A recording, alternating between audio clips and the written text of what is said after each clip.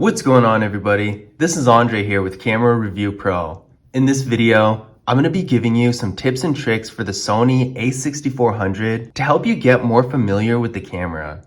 Now, before we go any further, I do want to remind you to go ahead and hit that subscribe button. It helps out the channel a lot. But with that being said, let's get into the video. So the first thing I want to show you is how you can change your auto exposure settings. Auto exposure is really important when you're doing stuff like vlogging or pretty much any type of video where you're moving around a lot and the lighting changes. So I'm going to show you how to set the auto exposure on this camera. So there are actually two ways to do this. You can do it through the menu, but I'm going to show you a quicker way. So all you need to do is press this FN button and go right here to exposure mode. Now you're going to be able to choose between several preset exposure modes on the camera, and if you want to adjust the aperture and shutter speed manually, you can always put it in manual mode. The next thing I'm going to show you is how to adjust the focus mode. This is another one that's really important for stuff like videos, especially when there's a lot of movement involved, and auto exposure makes everything so much easier. So to change the exposure mode, you're going to press this button one more time, and this time we're going to go to the focus mode right here. And as you can see, it is currently in continuous autofocus, and there are several other modes you can change it to.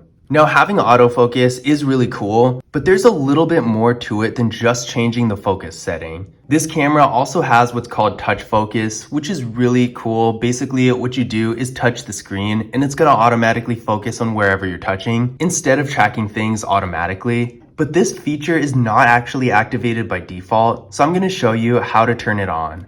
So first, we're going to go to the menu, make sure you're in setup, page 3, go to touch operation and make sure this is on. Then you're going to want to go to the movie section in page 9, go down to function of touch operation and make sure it says touch focus. Of course, if you want to use it for tracking, you can do tracking as well. It just depends on how you're planning on using the camera. Once this feature is activated, you can focus wherever you want simply by touching the area. The next thing I'm going to show you is how to change the white balance mode. I personally like to have mine set on auto for most of the time, but this camera has plenty of different preset options and custom options as well. So let's take a look at how we can change this. So we're going to go to the menu, and at the top of the 11th page of the first menu, we're going to see white balance. You're going to select this.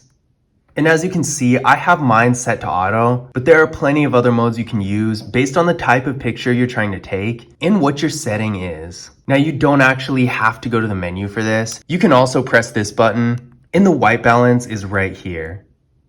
The next thing I'm going to show you is how to change the image aspect ratio. Now, this is a really important one for me at least, because when I'm taking pictures, it's definitely not always for the same purpose. And sometimes certain aspect ratios will work better than others. And this is a really easy one to forget, and it's really the worst to go through all the trouble of shooting photos or videos and then find out that all along you've been shooting them in the wrong aspect ratio. So let me show you how to make sure the aspect ratio of your photos and videos is correct for your project. All you need to do is hit the menu button, and on the first page of the first menu, you're going to see aspect ratio right here. Once you select this, you can choose between 3:2, 16:9, or 1:1. I would say 3:2 is pretty much the default, but if, for example, you're shooting a video for YouTube or something, or maybe shooting photos for a website or Twitter or something like that, then you might want to use 16:9 because it's pretty much the standard when it comes to that sort of thing. But maybe say you're shooting photos for a business's Instagram page or something like that,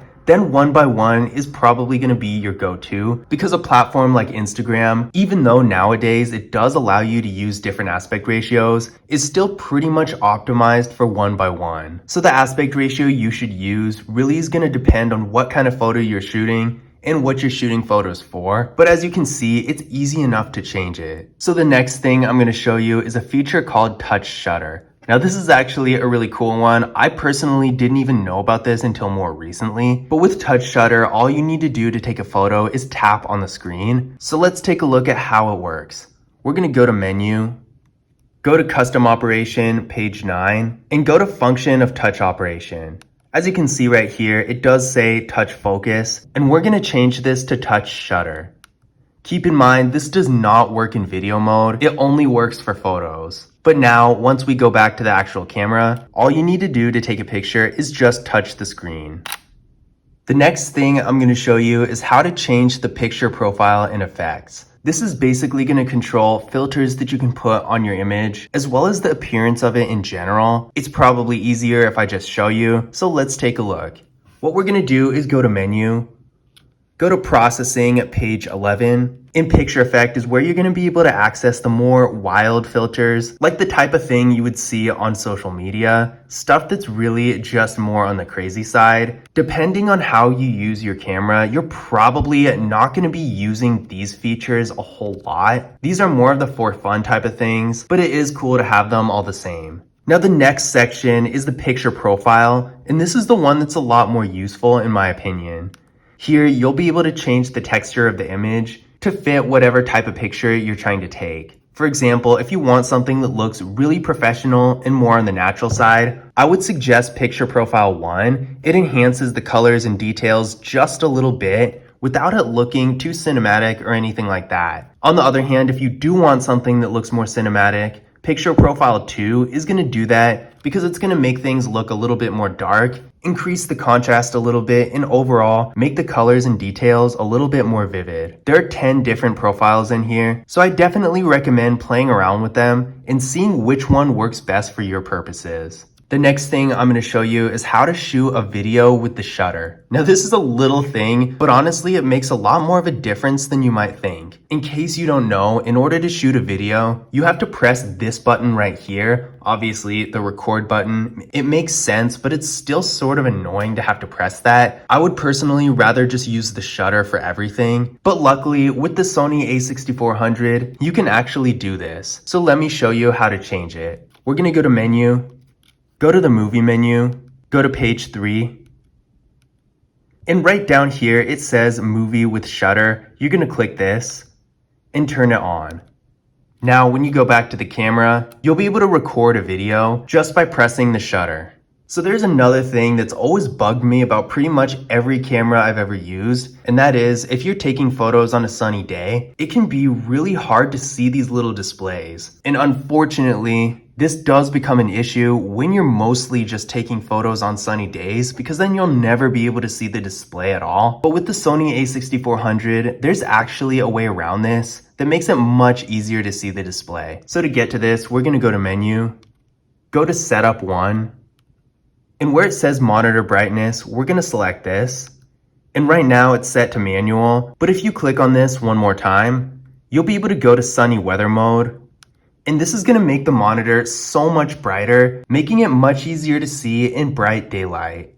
The last thing I'm going to show you is how to change the frame rate and the quality of the video. So this camera is actually capable of shooting in 4K at 30 frames per second, but right now we're only in 1080p at 30 frames per second. So I'm going to show you how you can change all this to shoot in the quality and frame rate that you want. So we're going to go to Menu, go to Movie, and on the first page, you're going to see File Format. Here, you're going to be able to choose between 720p, 1080p, and 4K.